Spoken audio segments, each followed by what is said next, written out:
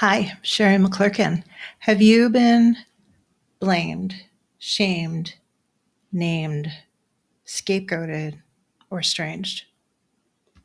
I have. I'm with you. I have. I get it. God's been taking me through a season of that in the past year. And then as I sit with it more and process what all that means and what this looks like, I'm recognizing that this has happened many times throughout my life, starting in childhood. But let me back up a little bit. What is this scapegoat thing? What is scapegoating? What is it to be scapegoated? Let's just make sure we're on the same page. So, this is Sherry's definition of scapegoating. It is when you get blamed, held responsible for something that is minimally, or maybe not even something you were involved in or had any control over. It's kind of like you're the convenient one. Excuse me, you're the convenient one to point fingers at for the poor results or how it hurt someone, or in some way it wasn't a good outcome. It can also happen when people take bits and pieces of truth, like this really did happen and this really was said, and they take bits and pieces of that and then they glom those together in a way they're not meant to be together, and they create a story about you based on how they put that stuff together. And then they hold that as the truth about you. And it's not true, because that's not really how those things go together. That's not really what happened. That's taking each one of those out of context or twisting them around or whatever it was. But yet they hold you to it, as if this story they created, because it is created, there's truth to it. But it's not the whole truth. But they hold you to it. They hold you responsible.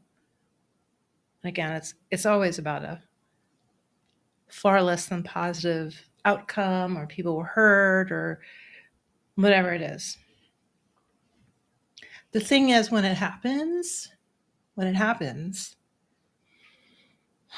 brings up a lot of stuff in us. The one it happens to brings up a lot of stuff in us. I'll talk about what it has brought up in me when it's happened. It's happened very recently. It's happened super recently, like in the past several days. It's happened in a bigger way within my family in the past year. And then, as I said, as I thought about it, I can see other instances where it's happened, mostly family oriented in those instances too. And each time, part of what comes up in me, now it depends on where I was in my growth journey, my healing journey, part of what comes up in me is helplessness. Because I'm being misunderstood. I'm being mislabeled. I'm being held responsible for something I really could not have done a whole lot, if anything, about. It really wasn't mine. It's like if this is a weird. I have weird analogies pop into my head, and I'm just gonna go with it. Please hang in there with me. And if this upsets anyone, please forgive me. It's just what popped into my head. Let's say you happen to be standing in a particular spot next to a hill, and I was the one who said, hey, why don't you stand there? I'm going to take a photo of you there. I said, you stand in that spot. And then this big boulder comes rolling down the hill and hits you and really harms you in some way. That would be like holding me responsible for the boulder because I told you to stand in that spot. That's ridiculous. It had nothing to do with the boulder. I'm not saying this is one of those instances. I'm trying to use an analogy to show you that this is what happened. People take little bits and pieces, or something that you're really not in control over happens, It has harm attached to it, and now you're the problem. But so what that brings up is helplessness. It does in me because I really can't do anything about that. And if it's the one where they've taken bits and pieces of truth, there's enough truth in there that like trying to un untangle that mess in that they're holding on to as truth is like I don't even know where to start. It's like when you have one of those, you ever had a gold chain and it gets that knot in it? Or maybe you got multiple knots and you're like trying to like, I don't know where to pull, I don't know how to get this undone. Or maybe it's a big ball of yarn and it's all knotted together. It's different balls, different yarns have got knotted together and you're like looking for that one loose piece to try to get it to go and it's just not going. That's what it's like on the side of the one being held responsible, the one who has gotten scapegoated. And then add on top of that, another thing that tends to happen is that what you're being blamed for actually was more in their control, more under their influence. They had more of a stake in it and a part in it than you did.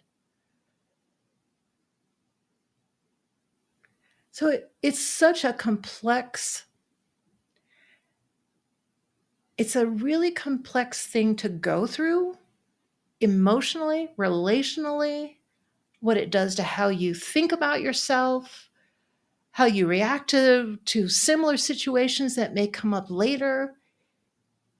It, it has a ripple effect.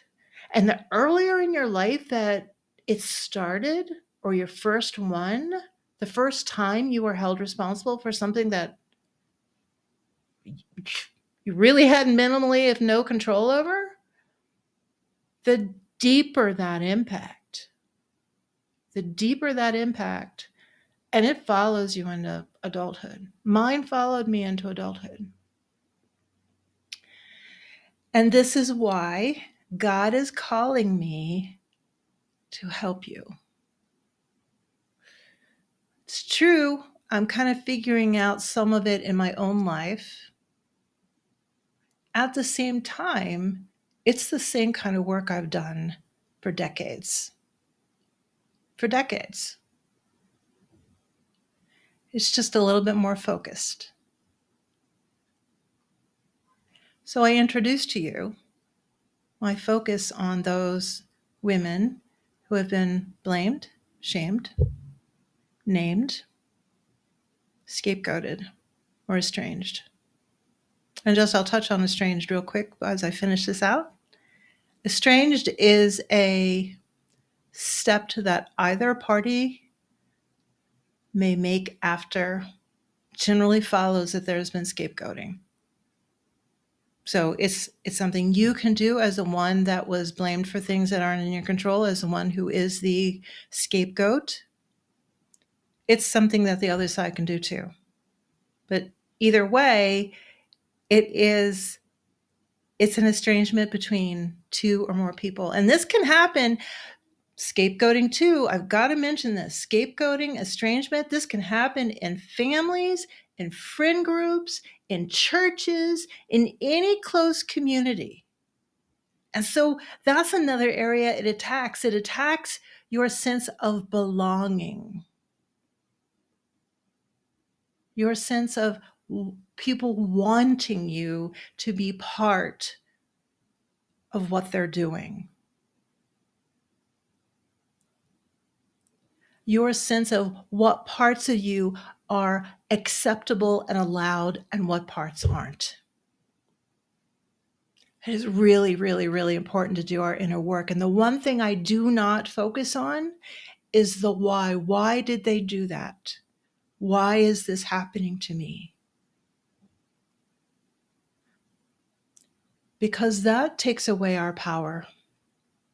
I can tell you and help you understand and discover. We can work together and have you discover, because that's one of my 3 major elements that I call them pillars, because they're foundational. Everything I do is built on these 3.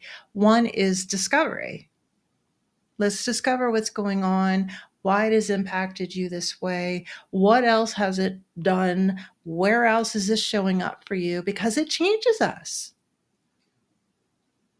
I also do not just discovery, also give you a direction. We work to, okay, what do you want to do with this? I can give you a direction. And then if you really want the deepest work is really more than the understanding, the clarity and the discovery. It's more than a direction and really feeling that you are getting back on your feet, your way, being your person, not the person that they find acceptable, but you, fully you. It's more than that. It is really living out who you are, regardless of what those people are saying about you, regardless of how that group may want you to be,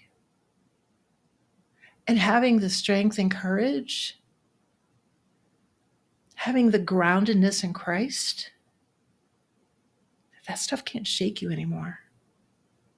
That stuff can't shake you anymore. That's the deepest work I do. And as I said, as I'm closing up, this scapegoating and estrangement, it has tentacles. It shows up in so many different ways, and it gets into what we think about ourselves, what we find acceptable in ourselves, whether or not we feel like enough. It gets into, am I allowed to be fully myself? Am I acceptable as myself? What is myself? Or do I have to morph myself to be part of this group? Because we all want to belong to things. That's just normal human being stuff.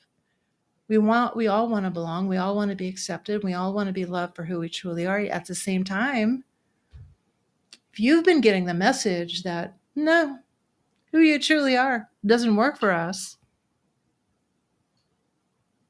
it changes you. Let's fix that. And you're not alone. Blessings.